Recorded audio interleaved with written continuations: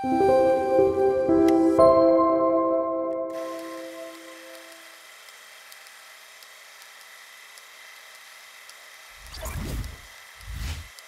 moi, je vais vous présenter, alors certainement de façon plus succincte, mais en fait, il y a 2 ans, j'ai répondu à un PADP sur l'innovation pédagogique, parce que depuis pas mal d'années, en fait, j'interviens en licence de gestion. Et la vraie problématique que j'ai avec ce public, c'est dans la mesure où il y a des admissions parallèles, on se retrouve avec un public ayant des prérequis très hétérogènes. Donc il faut combiner, il faut jongler avec des publics différents et essayer de les amener en fait à un niveau de compétence à peu près homogène en fait à la fin de l'année. Donc ça c'était vraiment ma problématique et c'est la raison pour laquelle quand j'ai vu effectivement ce PADP qui se profilait, moi je me dis je vais y participer et je vais voir comment je vais pouvoir repenser mon enseignement pour essayer d'apporter aux étudiants une réponse pertinente à ce problème qui était de les accompagner avec des prérequis tout à fait différents. Donc là, j'ai essayé de regrouper globalement les grandes idées. Donc l'objectif, vous l'avez bien compris, c'était de créer en fait un cours qui soit assez modulable, interactif également, parce que c'est pas parce qu'on va intégrer du e-learning qu'on va mettre de côté l'interaction, etc. Donc l'idée c'était d'accompagner en fait ces publics ayant, comme je l'ai dit, des prérequis très hétérogènes, dans le but quand même d'atteindre ce niveau de compétence visé par la formation, par la licence. Alors le public, moi j'ai pensé initialement à un type de public, à cette licence en fait, ce jeune public de L3. Néanmoins derrière, on avait beaucoup échangé avec toi David sur la possibilité justement de proposer en formation continue, parce qu'on a également une formation où l'on a des publics très hétérogènes. C'est un master en fait, c'est le master des IAE, c'est un master en double compétence qui s'adresse à des pharmaciens, des médecins, on a peu de médecins, mais des pharmaciens on en a, des ingénieurs, des juristes, enfin bref. Ils arrivent tous avec leurs propres compétences et nous on leur amène sur une année des compétences en gestion. Donc là effectivement l'idée c'était de pouvoir aussi déployer cet outil sur ce public. Néanmoins moi pour l'instant je l'ai uniquement testé en fait sur la licence et sur un parcours bien fléché, finance comptabilité.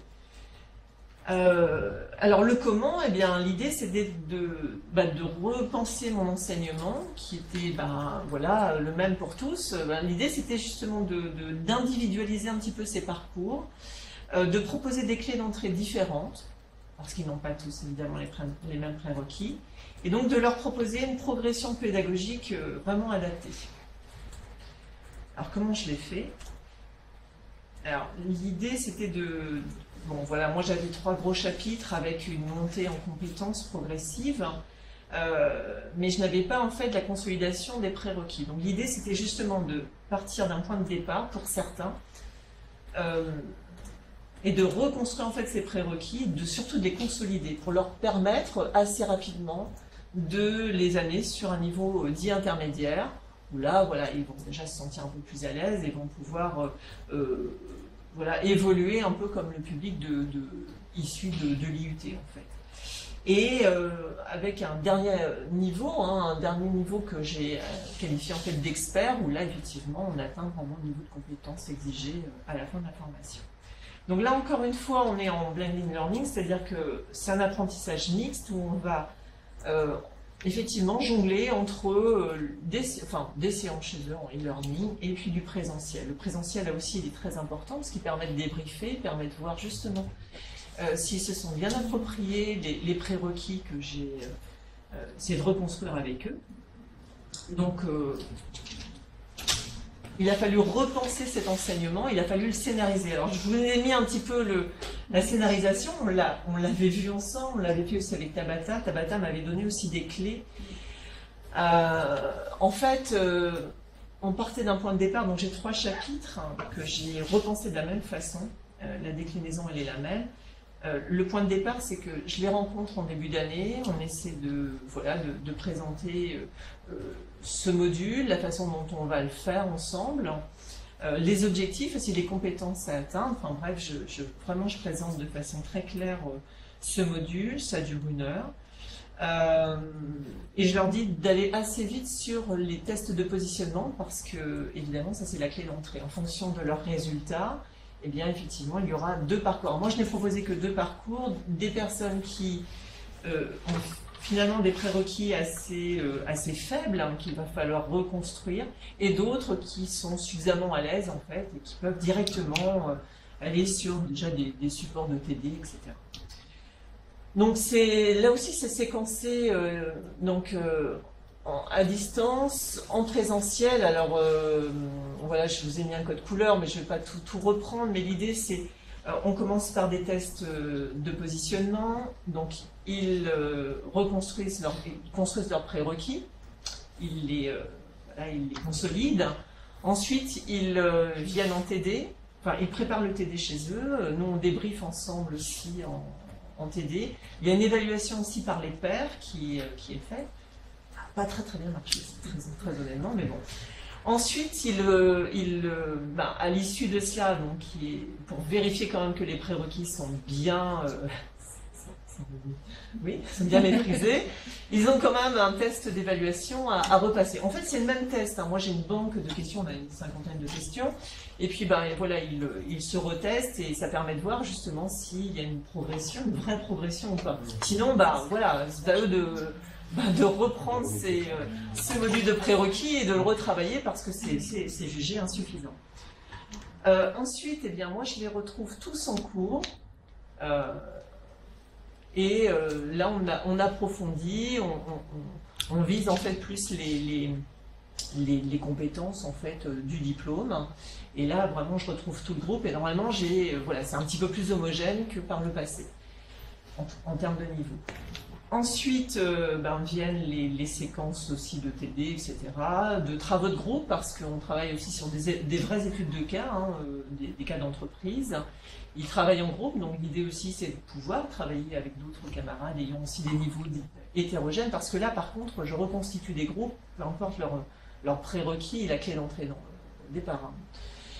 Ensuite, viennent des présentations également de ces groupes, en séance, pour voir un petit peu comment il restitue aussi ses travaux.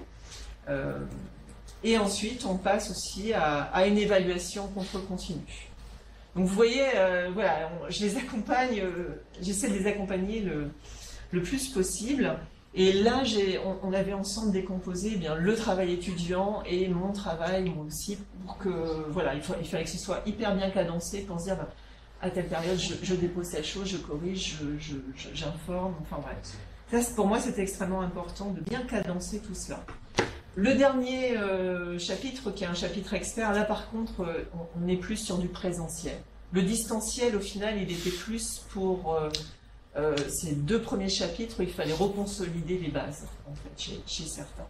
Et ensuite, moi, je les amenais à l'évaluation finale, donc là, à la fin du semestre. Mon retour d'expérience par rapport à ça, alors j'ai moins de recul que toi, tu as 4-5 ans sur le déploiement de ce DU distanciel. Moi, en réalité, cette année, ça a été un peu mis entre parenthèses, c'était un peu difficile de réaliser le même séquençage, etc.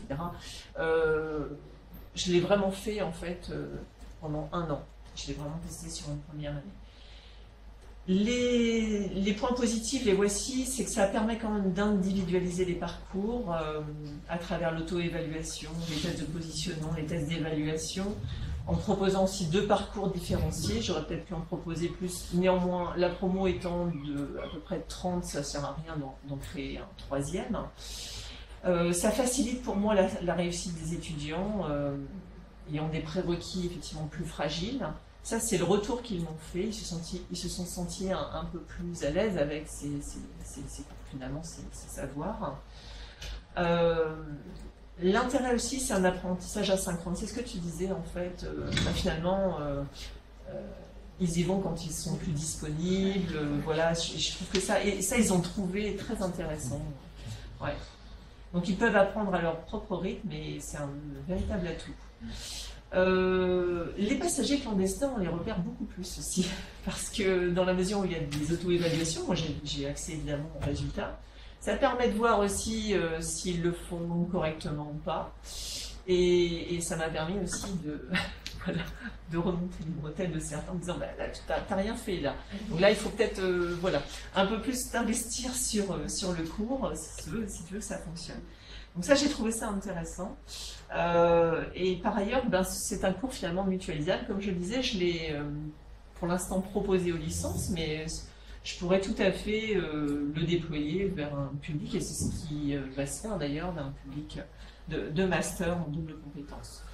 Les aspects négatifs, ben, franchement, c'est plutôt une modalité adaptée à des petites promos, parce que vous avez vu, on individualise. Enfin, c'est comme toi, finalement. C'est quand même allé sur des promos à 80, donc ben, pourquoi pas.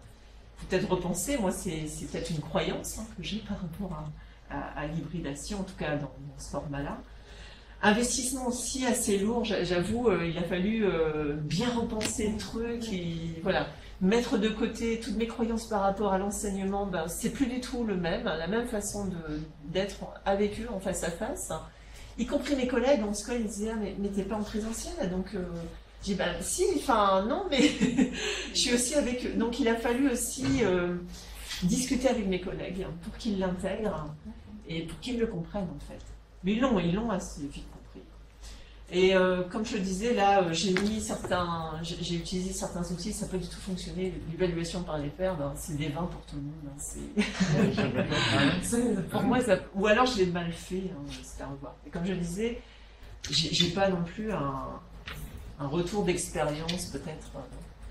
Ouais, il faudrait, je pense, le faire sur 4-5 années pour véritablement prendre du recul sur cette expérience. Voilà. Merci. C'était court, c'était facile.